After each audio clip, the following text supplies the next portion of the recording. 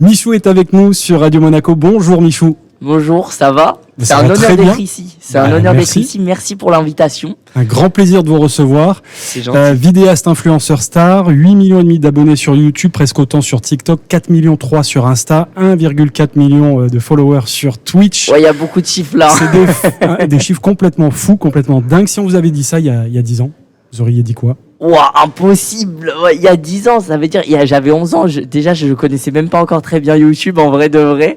Mais même, on m'aurait dit ça, même quand j'ai passé les 100 000 abonnés, les 2 millions d'abonnés, j'aurais quand même pas cru. Ouais. Parce que tu peux jamais t'attendre à ça. Et en fait, à chaque fois, ça prend des nouvelles ampleurs, etc. C'est un truc de fou. Alors la première vidéo, c'était à 13 ans, hein, c'est ça? Ouais, 13 ans la première vidéo, exactement. Mais comment ça se passe à cet âge-là? On se dit déjà, je vais en faire mon métier plus tard ou pas? Non, pas du tout. Ouais. Honnêtement, pas du tout. Et à l'époque, justement, il y avait déjà la question qui se posait, tu sais, les gros youtubeurs de l'époque, ils disaient un peu, est-ce que c'est vraiment un métier être youtubeur? Parce que c'était pas vraiment reconnu. Et en fait, non, moi, j'ai commencé pour le kiff, quoi. Je voulais faire comme les gens que je regardais sur YouTube, et du coup je pose mon tel, je me raconte ma vie, du blabla, puis voilà quoi. Et c'est parti comme ça. Ouais, fin mars, ça. vous avez fait le buzz en annonçant passer de YouTube à Twitch pour vos lives. Est-ce que ça veut dire que YouTube était déjà dépassé à ce moment-là? Non, en fait c'est super différent, parce que je passais de YouTube à Twitch, mais tu vois c'est vraiment que pour les lives. Ouais. Et les vidéos YouTube, je continuerai sur YouTube, enfin tu vois, je dis les vidéos YouTube par réflexe. Mais c'est juste que YouTube, en termes de streaming, ils n'ont pas assez développé la plateforme pour ça. Alors que Twitch, il y a vraiment un truc qui te permet d'avoir une interactivité avec les viewers. Vraiment en direct, il y a plein de trucs développés pour renforcer ça et c'est trop cool. Et en fait, il y avait ça qui me manquait un peu quand je livais sur YouTube, je trouve. Et voilà. Et il y a une autre plateforme dont on parle en ce moment, Kick. Oui, ouais, j'en entends beaucoup parler. En vrai, ça peut que être positif pour les streamers parce que, en fait, le fait qu'il y ait une nouvelle plateforme, ça vient concurrencer un peu Twitch. Et pour nous, il y a que du bon à prendre parce que maintenant, les deux plateformes, pour un peu être la meilleure, elles vont comment dire, renforcer leur plateforme, mettre des nouvelles fonctionnalités, même les contrats avec les streamers et tout, ça va commencer alors que Twitch comme ils étaient tout seuls, ils s'en fichaient quoi, ils faisaient ce qu'ils voulaient et nous on était en mode ok. Il y a de la concurrence donc, et est-ce que justement il y a de la concurrence, de la compétition aussi entre les influenceurs stars?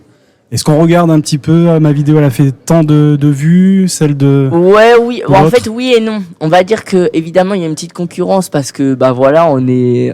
Mais c'est plus on est des collègues, mais on est dans le même milieu, etc. Après on regarde ce qui se fait parce que déjà moi je regarde parce que je kiffe et aussi des fois ça va être super inspirant, tu vois. Et après pour moi il n'y a pas de concurrence parce qu'en fait ce que je me dis aussi c'est que plus il y aura de youtubeurs, de gros youtubeurs qui marchent, qui font beaucoup de vues, etc., plus il y aura de gens sur YouTube et plus, je sais pas, ça crée, comment on appelle ça, de la... L'émulation. Ouais, c'est ça, sur YouTube. Et du coup, même moi, ça va me mettre en avant, tu vois. Ouais. En septembre 2021, il y a eu Danse avec les stars. 3e avec ta partenaire Elsa Bois. Cette émission, elle a complètement changé ta vie. Complètement. En vrai, déjà, c'était vraiment une aventure qui m'a fait grandir. Parce que moi, j'ai toujours été... alors, c'est contradictoire, mais j'ai toujours été super timide. Un peu réservé sur moi-même, pas tactile du tout, etc.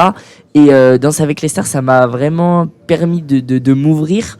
Et déjà, la rencontre avec Elsa, évidemment. Et même, tu vois, c'est tout bête, mais par exemple... Il y a eu un avant-après Danse avec les stars, genre juste avec mes parents. Maintenant, ma mère, je lui fais des câlins sans problème. Et avant, il y avait pas un malaise, mais j'osais pas.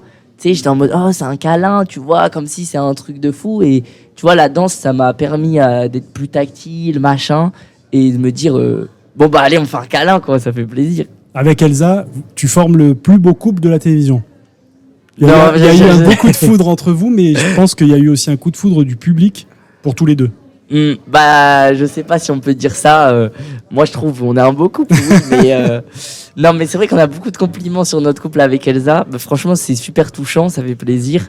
Et bah voilà, c'est que du bonheur. Si on envoie des bonnes ondes, c'est trop bien, hein. Et ça n'a pas été trop dur, Michou, de voir Elsa justement avec un autre partenaire sur la saison suivante de Dals? Non, bah on en a parlé. Bah évidemment, tu vois, il y a un tout petit côté de jalousie, mais qui est limite, bah c'est normal, tu vois, c'est bienveillant.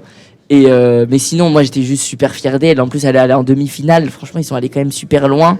Avec Thomas qui, tu sais, il était un peu comme moi à la base. Thomas, c'est pas un danseur et tout. Et c'était même, franchement, je trouvais ça même trop stylé de, tu sais, de voir comment Elsa comment elle allait former quelqu'un d'autre, parce que moi je connais ses techniques, etc. Et là je vois, bah en fait c'est quelqu'un d'autre, c'est super différent. Et franchement j'ai kiffé suivre leur aventure, donc c'est trop bien. Et parmi les dernières expériences folles que tu as pu vivre, j'ai vu qu'il y avait eu une rencontre avec un certain Zinedine Zidane. Incroyable. Bah hier, à l'heure où je te parle, c'était non, il y a 2 jours, mais exceptionnel. Non, exceptionnel. Mais tu l'as rencontré, mais tu as joué au foot avec lui en plus. J'ai joué au foot, ouais, contre lui. Ça, j'ai c'est joué fou. au foot contre lui. J'ai même réussi à un moment à le dribbler. Non. Mais bon, on va dire j'ai un peu triché. Tu sais, c'est futsal. Du coup, tu peux tirer contre le mur pour que ça rebondisse. J'ai réussi à passer comme ça parce que je pense que sinon, il est trop fort. Il est trop fort. Il est toujours aussi fort. Hein. Mais c'est abusé. Comment, en termes de technique, il est monstrueux. Là, quand tu es sur le terrain contre lui, tu t'en rends encore plus compte. Mais honnêtement, moi, je trouve qu'il est super inspirant parce que, tu vois, je connaissais évidemment et j'idéalisais de fou en mode c'est Zinedine Zidane, on est tous fans. Mais en fait, il est super humble. Et moi, ce qui m'a vraiment trop plu, c'est voir comment il était trop souriant pendant tout l'événement.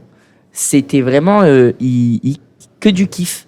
Et quand tu ressens ça, même après, tu sais, c'est quand même vraiment une superstar. Il a fait déjà énormément de choses, ça fait super longtemps qu'il est là, qu'on le connaît. Il pourrait être en mode ouais bon vite fait, et en fait non, il aime trop ce qu'il fait, ça se voit et c'est trop inspirant. Et juste un dernier petit mot, toujours dans l'univers du sport. Tu étais, je crois, sur le Grand Prix de Monaco cette année? Oui, j'ai regardé le Grand Prix de Monaco, incroyable, franchement super impressionnant. Et tu vois que, parce que en plus Monaco c'est particulier, parce que c'est une ville quand même, et tu vois les voitures passer à une vitesse. En plus, j'ai eu de la chance. J'étais invité en rooftop et on pouvait même descendre au pied de, comment on appelle ça, des gradins presque. Ouais. Et du coup, tu voyais les voitures à 3 mètres de toi. Et bon, le bruit, j'avoue que c'est presque infernal parce que au bout d'un moment, ça fait mal aux oreilles. Mais non, franchement, c'est impressionnant. Merci beaucoup. Merci Michou. Bah, merci à vous. Hein. C'était un plaisir. Merci.